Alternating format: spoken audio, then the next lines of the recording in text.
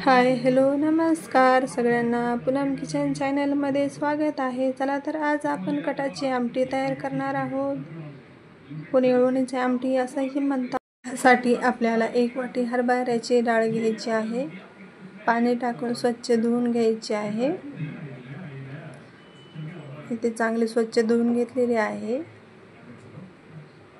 1 glass पाणी टाकून कुकरला 2 ते 3 शिट्ट्या करून घ्यायच्या आहेत. त्यासाठी आपल्याला एक वाटण तयार करायचं.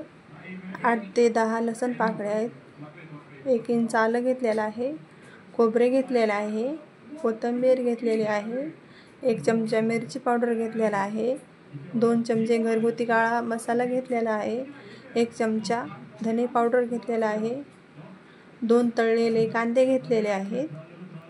आता एका मिक्सरच्या भांड्यामध्ये टाकून आपल्याला बारीक असं वाटण तयार करून घ्यायचं आहे.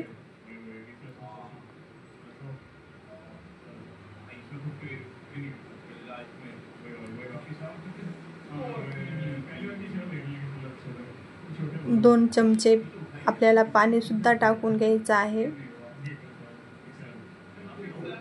जास्त पाणी पण नाही टाकायचं आपल्याला. 2 चमचे पाणी टाकून घ्यायचं आहे. अशा प्रकारे बघू शकता असं वाटण तयार करून घ्यायचं आहे. इथे आपलं वाटण तयार आहे. आपली डाळ पण तयार आहे. मस्त शिजली गेलेली आहे. इथे एका चाळणीवर आपल्याला पाणी गाळून घ्यायचं आहे.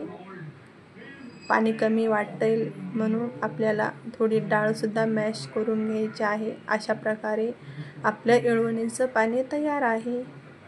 चला तर गॅसवर कढई ठेवायची. कढई गरम झाली की 2 पळी तेल टाकून घ्यायचं आहे. 2 पळी तेल गरम झाले की 1 चमचा मोहरी, 1 चमचा जिरे छान मस्तपैकी तडतडले की आपल्याला कढीपत्ता टाकून घ्यायचा आहे. लगेच आपल्याला वाटण त्यामध्ये सोडून घ्यायचं आहे. वाटण मस्त तेल सुटेपर्यंत आपल्याला तळून घ्यायचं आहे. इथे आपण मसाले वाटणामध्येच टाकून घेतलेले आहेत. आपल्याला इथं टाकण्याची आवश्यकता नाही आहे. तुम्हाला वाटलं तर तुम्ही परत मसाले ॲड करू शकता. तर मी इथे मसाल्याचा वापर बिलकुल केलेला नाही. तर इथे मसाला चांगला आपला तळला गेलेला आहे. तर लगेच अळवणीचं पाणी टाकून घ्यायचं आहे. अळवणीचं पाणी टाकून लगेच तुम्हाला जेवढी हवी तेवढं पाणी तुम्ही गरम टाकू शकता. लगेच चवीनुसार मीठ टाकून घ्यायचं आहे. तुम्ही बघू शकता किती छान आपल्या आमटीला कलर आलेला आहे. अशा प्रकारे तुम्ही नक्की एकदा ट्राय करून बघा. बघू शकता किती छान आपल्या आमटीला कलर आलेला आहे. अशा प्रकारे तुम्ही एकदा नक्की ट्राय करून बघा. कटाची आमटी तयार आहे आपली. रेसिपी कशी वाटली कमेंट करून नक्की सांगा. रेसिपी आवडली असेल तर एक लाईक नक्की करा. चॅनलवरती नवीन असाल तर सबस्क्राईब नक्की करा.